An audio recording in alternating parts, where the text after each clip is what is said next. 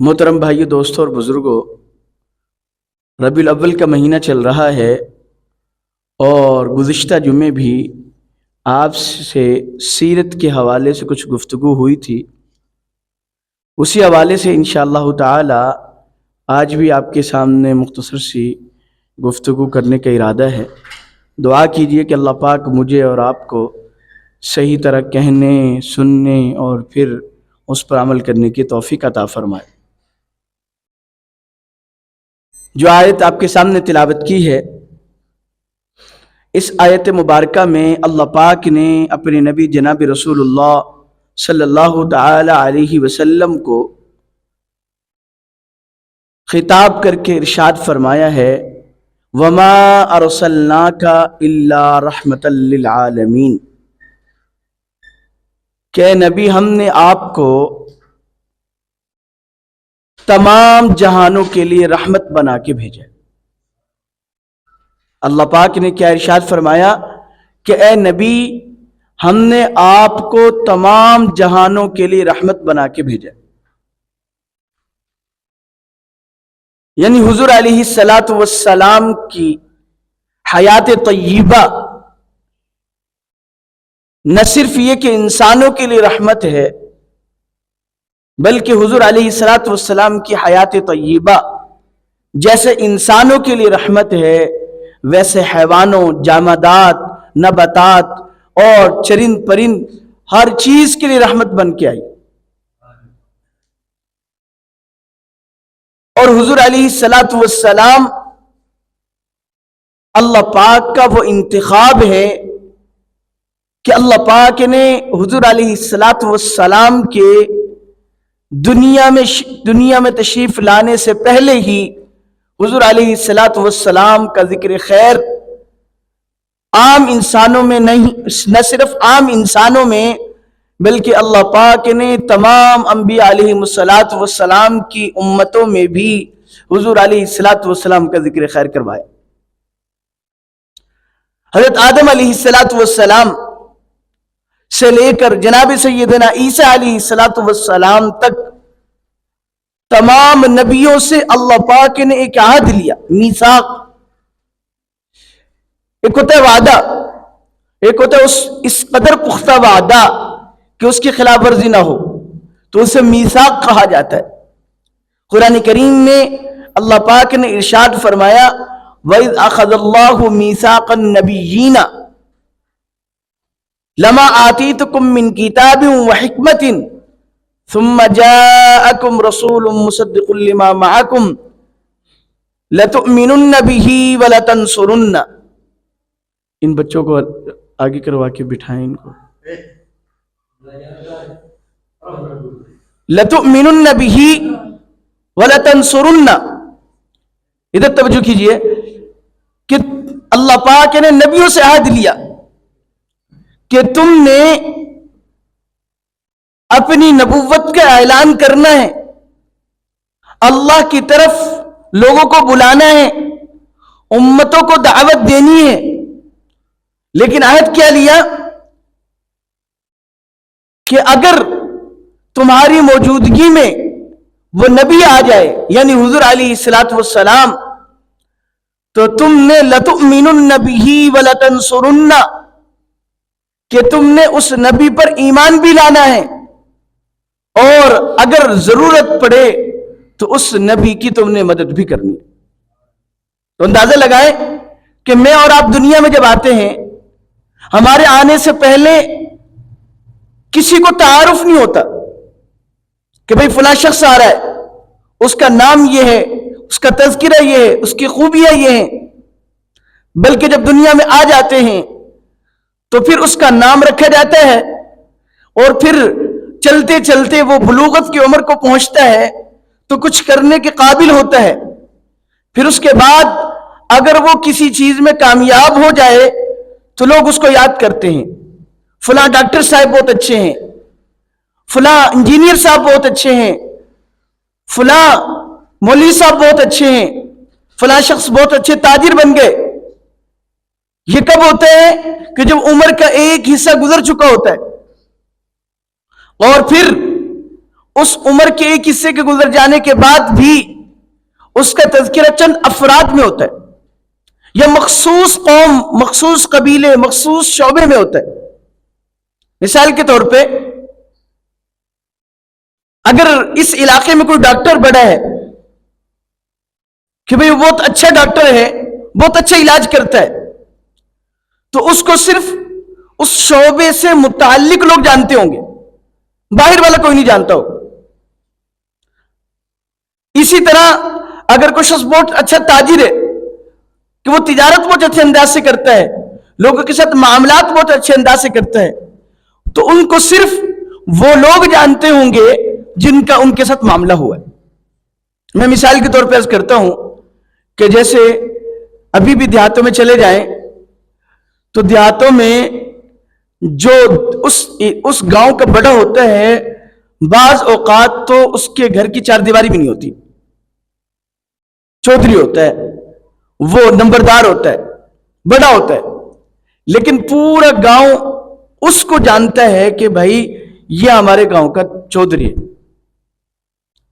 جبکہ شہر میں آ جائیں تو شہر میں اگر بڑے سے بڑا ڈاکٹر ہے، بڑے عہدے پر ہے، مالدار ہے، بڑا ہے، تو اس کو بعض اوقات تو ایک گلی سے دوسری گلی والے نہیں جان رہے ہوتے. اس کو کیا کرنا پڑتا ہے؟ اس کو تختی لگانا پڑتی ہے کہ بھئی میں فلاں عہدے پر ہوں اور یہ میرا عہدہ ہے، یہ میرا گھر نمبر ہے، گلی نمبر ہے. اب کیا ہوتا ہے کہ اس گاؤں میں اس گاؤں والے تو جانتے ہیں، بغیر نمبر پلیٹ کے بھی جانتے ہیں، لیکن دوسرے گاؤں والے بعض اوقات نہیں جان رہے ہوتے. جیسے اگر شہر میں کوئی بندہ ہے تو اس گلی والے جان رہے ہیں، دوسری گلی والے کو بعض اوقات گھر کا نہیں پتا ہوتا. اب ایک عالم ہے، اللہ نے ان کو بڑی شہرت دی، بہت بڑے رتبے پہ فائز ہو گئے، لیکن اس کو اہل علم ہی جانتے ہیں، دوسرے نہیں جانتے. گجرانوالے کے ایک بڑے عالم، ان کا انتقال ہوا، حضرت مولانا سرفراز صفدر خان صاحب رحمہ اللہ. بہت بڑے عالم تھے، اللہ تعالیٰ نے ان سے بہت زیادہ دین کا کام لیا. بلکہ ہمارے حضرت صوفی سرور صاحب رحمہ اللہ فرماتے تھے کہ جب ان کا انتقال ہوا، ان کے انتقال کے بعد کسی اللہ والے نے ان کو خواب میں دیکھا، اور خواب میں کیا دیکھا کہ جس قبرستان میں وہ مدفون ہیں، اللہ نے اس قبرستان کے سانپ اور بچھوؤں کو حکم دے دیا کہ یہاں سے نکل جائے. اتنے بڑے اللہ والے تھے. لیکن جب ہم جنازے میں گئے تو ایک جگہ سے راستہ پوچھا کہ بھئی فلاں بزرگ کا انتقال ہوا ہے تو آپ ہمیں راستہ بتا دیں، تو کہنے لگے ہمیں نہیں پتا. یعنی اس علاقے کے رہنے والے ہیں، اس شہر کے رہنے والے، لیکن نہیں پتا. تو میں یہ کر رہا تھا کہ اگر ہم میں سے کسی کو شہرت ملتی بھی ہے تو اس کو وہ شہرت اس کے مخصوص شعبے میں ہوتی ہے، باہر والا نہیں جان رہا ہوتا. لیکن قربان جائے جناب رسول اللہ صلی اللہ تعالی علیہ وسلم پر کہ حضور علیہ الصلوۃ والسلام سب سے آخر میں آئے ہیں، لیکن کم و بیش 1,24,000 انبیاء علیہ الصلوۃ والسلام اس دنیا میں تشریف لائے، سب نے حضور کے آنے کا تعارف کروایا. اللہ نہ صرف تعارف کروائے بلکہ اللہ نے جو میں نے آیت ذکر کی ہے، اس آیت میں اللہ نے سب نبیوں سے عہد لیا تھا کہ تم نے اپنے وقت میں جب دنیا میں جانا ہے تو نہ صرف یہ کہ اگر تمہاری موجودگی میں حضور علیہ الصلوۃ والسلام تشریف لے آئے، تم نے تعارف کروانا ہے، ایمان لانا ہے، بلکہ ان کی مدد بھی کرنی. تو اندازہ لگائیں کہ حضور علیہ الصلوۃ والسلام کا تذکرہ جناب سیدنا آدم علیہ الصلوۃ والسلام نے کیا، حضور علیہ الصلوۃ والسلام کا تذکرہ جناب سیدنا نوح علیہ الصلوۃ والسلام نے کیا، اور حضور علیہ الصلوۃ والسلام کا تذکرہ حضرت ابراہیم علیہ الصلوۃ والسلام نے کیا. حضور علیہ الصلوۃ والسلام کا تذکرہ کم و بیش 1,24,000 انبیاء علیہ الصلوۃ والسلام نے آپ کے آنے سے پہلے کیا. اب آپ نے ایک واقعہ سنا ہوگا کہ بیت اللہ پہ ابرہہ نامی ایک شخص تھا، جس نے جب یہ دیکھا کہ بیت اللہ کا لوگ طواف کرتے ہیں اور بیت اللہ میں رہنے والے، مکہ مکرمہ میں رہنے والے لوگوں کی لوگ عزت کرتے ہیں، اب وہ حاکم تھا اور اس کے دل میں خیال آیا کہ کیوں نہ میں ایسا ہی گھر جیسا مکہ میں ہے ایسا ہی گھر میں یمن میں بنا لوں، اور میں لوگوں سے کہوں اس کا طواف کریں، تاکہ جو احترام مکہ والوں کا کیا جاتا ہے وہ ہمارا کیا جائے۔ حالانکہ وہ وقت جاہلیت کا تھا کہ جس وقت بیت اللہ میں طواف کرنے والے بھی بت پرستی میں مبتلا تھے۔ کیوں؟ اس لیے کہ خود بیت اللہ میں 360 بت رکھے ہوئے تھے، لیکن اللہ نے ایک عظمت دی ہوئی تھی کیونکہ جناب رسول اللہ صلی اللہ تعالی علیہ وسلم نے اس دنیا میں تشریف لانا تھا۔ اب جب اس نے یمن کے اندر بیت اللہ کی طرز پر ایک گھر بنا لیا، مکہ مکرمہ میں لوگوں کو پتہ چلا کہ بھئی ابرہہ نے اپنے علاقے میں ایک گھر بنا لیا ہے جس کے طواف کا لوگوں کو حکم دے رہا ہے، تو ایک صاحب نے اس کا مذاق اڑاتے ہوئے اس میں جا کے پیشاب کر دیا۔ بعض ایک روایت کے موافق اس کو آگ لگا دی۔ ابرہہ کو غصہ آیا کہ یہ کون ہوتے ہیں میرے بنائے ہوئے گھر کو جلانے والے یا اس کی توہین اور اس کی تضحیق کرنے والے؟ چنانچہ اس نے پورا ایک لشکر تیار کیا اور مکہ مکرمہ پر حملے کی نیت سے چل پڑا۔ جب مکہ مکرمہ کے قریب آیا تو وہاں عبد المطلب جو تھے آپ علیہ الصلوۃ والسلام کے دادا، ان کے اونٹ چل رہے تھے، اس نے ان کو قبضے میں لے لیا اور مکہ مکرمہ میں پیغام بھجوا دیا کہ ان سے کہیں کہ مجھ سے ملنے کے لیے آئیں۔ تو عبد المطلب جو آپ علیہ الصلوۃ والسلام کے دادا تھے، خوبرو نوجوان تھے، خوبصورت تھے، روب اور دبدبا تھا۔ اب جب وہ ملاقات کے لیے گئے تو ابرہہ نے اپنے ساتھ ان کو بٹھایا، یعنی عزت دی، اپنے اعتبار سے ان کو عزت دی۔ اب دوران گفتگو ابرہہ نے کہا کہ میں نے تمہارے اونٹوں پر قبضہ کر لیا ہے اور میں بیت اللہ پہ حملہ کرنا چاہتا ہوں۔ تو عبد المطلب نے اپنے اونٹوں کے بارے میں بات کی کہ بھی میرے اونٹ ہیں وہ واپس کر دو۔ تو ابرہہ کہنے لگا کہ میں تو تمہیں بڑا عقل مند شخص سمجھتا تھا، حالانکہ تم نے کوئی عقل مندی کا ثبوت نہیں دیا۔ وہ کہنے لگے وہ کیسے؟ کہا کہ میں بیت اللہ پہ حملہ کرنے آیا ہوں اور تمہیں اپنے اونٹوں کی فکر ہے، بس تمہیں بیت اللہ کی فکر ہی نہیں ہے۔ تو اب عبد المطلب نے بڑا خوبصورت جواب دیا، کہنے لگے کہ بات یہ ہے کہ میں اونٹوں کا مالک ہوں، مجھے اپنے اونٹوں کی فکر ہے، بیت اللہ کا مالک کوئی اور ہے، وہ جانے، تم جانو۔ چنانچہ اپنے اونٹوں کو لے کر چلے گئے، لیکن جب اپنی قوم میں آئے اب پریشان تھے کہ کیونکہ بیت اللہ کی وجہ سے تو ان کی عزت تھی، احترام تھا، پوری جو ہے یعنی کہ آس پاس کے علاقوں کے لوگ احترام کرتے تھے کہ یہ بیت اللہ والے ہیں، کیونکہ حاجیوں کی خدمت کرتے تھے۔ حج اس وقت بھی کیا جاتا تھا زمانہ جاہلیت میں، لیکن برہنہ ہو کے کیا جاتا تھا، یہ کہہ کر کے بھئی ان کپڑوں میں تم گناہ کرتے رہتے ہیں لہذا کپڑوں کو اتار کر طواف کرو۔ حج کیا جاتا تھا، اس کی وجہ سے لوگ عزت کرتے تھے۔ حضور علیہ الصلوۃ والسلام کی آمد کی برکات تھی، ابھی حضور علیہ الصلوۃ والسلام دنیا میں تشریف نہیں لائے، اور سب مکہ کے جو لوگ تھے ان سب کو جمع کیا اور بیت اللہ میں جا کر غلاف کعبہ پکڑ کر دعا کی کہ اللہ یہ تیرا گھر ہے، جس انداز سے بھی کر سکتے تھے، بہرحال تو اس کی حفاظت فرما، چونکہ ان کا جو احترام تھا اسی کی وجہ سے تھا۔ تو میں یہ کر رہا تھا کہ حضور علیہ الصلوۃ والسلام کی برکت سے اللہ پاک نے بیت اللہ کی حفاظت فرمائی۔ کیا ہوا کہ جیسے انہوں نے دعا کی ادھر سے وہ حملے کے لیے نکلے ہیں تو اللہ تعالیٰ نے ابابیلوں کے ایک لشکر بھیجا، اور سورہ فیل میں ہم بار بار تلاوت کرتے ہیں الم تر کیف فعل ربک باصحاب الفیل الم یجعل کیدہم فی تضلیل۔ اللہ تعالیٰ نے وہ ایک جھنڈ کے جھنڈ بھیجے ابابیلوں کے، اور ان کے چونچوں میں پتھر تھے، وہ پتھر جس شخص پر پڑتے آج کے اعتبار سے سمجھنا آسان ہے، وہ یوں تھا گویا کہ گولی لگ رہی، جس پر پڑتے اس کا جسم ٹکڑے ٹکڑے ہو جاتا۔ چنانچہ وہ ہاتھیوں کو لے کر آیا تھا، اور عرب میں ہاتھی نہیں تھے اس لیے لوگ ڈر رہے تھے، تو ان ہاتھیوں کے سمیت وہ ابرہہ اپنے پورے لشکر سمیت تباہ و برباد ہوا، اور اللہ تعالیٰ نے حضور علیہ الصلوۃ والسلام کی آمد کی برکت سے اللہ نے بیت اللہ کو بھی محفوظ رکھا اور بیت اللہ والوں کو بھی محفوظ رکھا. یہ حضور علیہ الصلوۃ والسلام کے آنے سے تقریباً 50 یا 55 روز پہلے یہ واقعہ پیش آیا.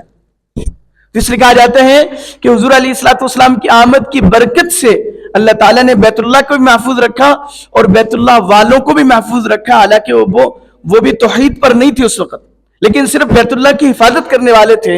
اللہ نے اس نسبت سے اللہ نے ان کو محفوظ رکھا. تو میں یہ کر رہا تھا کہ میرے اور آپ کے آنے سے پہلے کسی کو پتہ نہیں تھا کہ ہم نے دنیا میں آنا ہے. آنے کے بعد بھی کسی کو نہیں پتہ تھا کہ ہم میں سے کس نے کیا کارنامے سر انجام دینے ہیں. جیسے جیسے بندہ عمر کے جو ہے اس حصے کو پہنچتا ہے، کسی نہ کسی کام میں آگے بڑھتا ہے، تو لوگ اس کا احترام کرتے ہیں، لوگ اس کا نام لیتے ہیں، لوگ جانتے ہیں. لیکن حضور علیہ الصلوۃ والسلام ابھی دنیا میں تشریف نہیں لائے کہ کم و بیش 1,24,000 انبیاء علیہ الصلوۃ والسلام سے اللہ نے آپ کا تعارف کروایا. چنانچہ عیسیٰ علیہ الصلوۃ والسلام کے بارے میں تو سورہ صف میں موجود ہیں کہ عیسیٰ علیہ الصلوۃ والسلام نے کیا فرمایا کہ بھئی میرے بعد ایک نبی آئیں گے جن کا نام احمد ہوگا، محمد ہوگا، اور وہ تمام گزشتہ کتابوں کی تصدیق کرنے والے ہوں گے.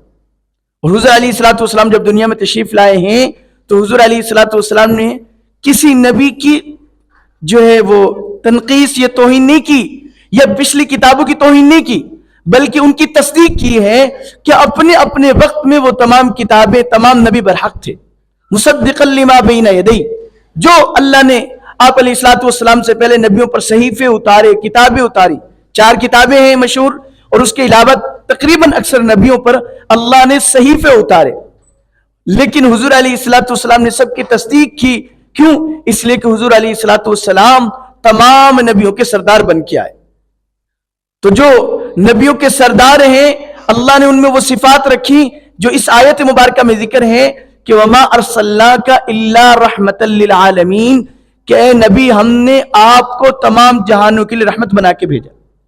اور ایک اور وجہ حضور علیہ الصلوۃ والسلام کی آمد کی، علماء فرماتے ہیں کہ اللہ پاک نے جتنے بھی دنیا میں جتنی بھی مخلوقات پیدا کی یا پیدا ہوں گی وہ تمام کی تمام حضور علیہ الصلوۃ والسلام کی برکت سے دنیا میں پیدا ہوں. اس لیے کہ حضور علیہ الصلوۃ والسلام تخلیق وجہ کائنات ہیں کہ اللہ تعالیٰ نے آپ علیہ الصلوۃ والسلام کو وہ رتبہ، وہ مرتبہ، وہ عزت عطا فرمائی ہے کہ فرمایا لولاک لما خلقت الافلاک، اے محبوب اگر آپ کو دنیا میں پیدا کرنا نہ ہوتا تو نہ زمین نہ آسمان کوئی چیز نہ بنائی جاتی. تو حضور علیہ الصلوۃ والسلام کی آمد اتنی بابرکت ہے، اتنی باعث رحمت ہے کہ حضور علیہ الصلوۃ والسلام کی برکت سے اللہ تعالیٰ نے ان تمام کائنات کے نظام کو بنایا. تو اس لیے اور ہمارے لیے کتنا بڑے باعث شکر ہے کہ اللہ نے ہمیں آپ علیہ الصلوۃ والسلام کی امت میں بغیر کہے اللہ نے پیدا فرمایا. اور اس امت کی فضیلت کیا ہے؟ فرمایا کہ کل قیامت کے دن 120 صفیں ہوں گی اور 80 صفیں امت محمدیہ کی ہوں گی. اور جیسے ادھر توجہ کیجئے، جیسے اس وقت تک کوئی نبی جنت میں نہیں جا سکے گا جب تک حضور علیہ الصلوۃ والسلام جنت میں نہ جائیں، اسی طرح کوئی امت اس امت سے پہلے جنت میں نہیں جا سکے. اور اندازہ لگائیں کہ اللہ پاک نے اگر پہلی امتوں کو جتنی عمریں عطا فرمائی تھی اگر اس کا حساب کیا جائے تو ہمیں تو کوئی رتبہ نہیں مل سکتا. اس لیے کہ حضرت نوح علیہ الصلوۃ والسلام کی دعوت کا زمانہ 950 سال ہے. پھر اس سے پہلے چونکہ 40 سال بعد نبی کو نبوت ملتی ہے، 40 سال پہلے والے، پھر طوفان نوح کے بعد 1000 سال سے زیادہ حضرت نوح علیہ الصلوۃ والسلام نے عمر پائی ہے. اب اندازہ لگائیں کہ ایک بڑھیا آئی حضرت نوح علیہ الصلوۃ والسلام کے پاس اور وہ کہنے لگی کہ میرے بچے بچپنے میں انتقال کر جاتے ہیں، کم عمری میں انتقال کر جاتے ہیں، آپ دعا کریں کہ ان کی عمر زیادہ ہو.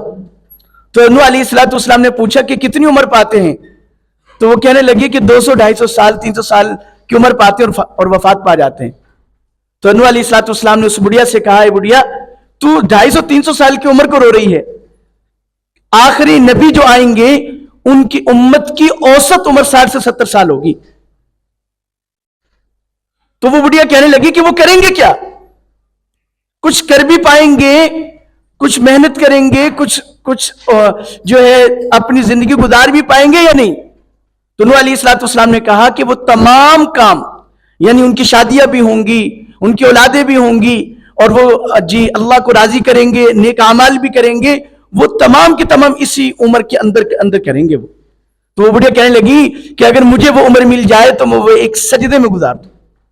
تو اندازہ لگائیں کہ اتنی عمریں پہلی امتوں کو ملی, لیکن ثواب کے اعتبار سے اگر دیکھا جائے تو اللہ تعالیٰ نے امت محمدیہ کو خصوصیت عطا فرمائی ہے کہ عمر کم, وقت کم, نیکیاں کم, لیکن ثواب کتنا. فرمائے رمضان المبارک کے اندر ایک رات ایسی آتی ہے جسے لیلۃ القدر کہا جاتا ہے کہ اس رات کی عبادت کا ثواب 80 سال سے زیادہ ہے. اب اندازہ لگائیں, ہم میں سے آپ تقریباً 20, 25, 30, 40, 50 سال تقریباً عمر دنیا سے گزار کے جاتے ہیں, اور کسی نہ کسی درجے میں سب کو لیلۃ القدر کی رات مل جاتی ہے. وہ کیسے کہ بھائی رات کا آغاز ہوتا ہے مغرب سے. اب جتنے بھی مسلمان ہیں تقریباً اکثر جو ہے رمضان المبارک میں تو مغرب, یعنی کہ مغرب کی نماز, عشاء کی نماز, تراویح تو ضرور پڑھتے ہیں. تو کسی نہ کسی درجے میں ان کو لیلۃ القدر کی رات مل ہی جاتی ہے, اور 80 سال کا ثواب ایک رات میں مل جاتا ہے. تو اندازہ لگائیں کہ اگر زندگی میں 50 راتیں وہ مل جائیں تو کتنا ثواب ہو جائے. تو اس لیے حضور علیہ السلام کی آمد کی برکت سے اللہ پاک نے ہمیں بہت ساری انعامات سے نوازا. بقیہ انشاءاللہ اگلے جمعے میں آپ سے عرض کریں گے. اللہ پاک جو کچھ کہا سنے اس میں عمل کرنے کی توفیق عطا فرمائے. وما علینا الا البلاغ.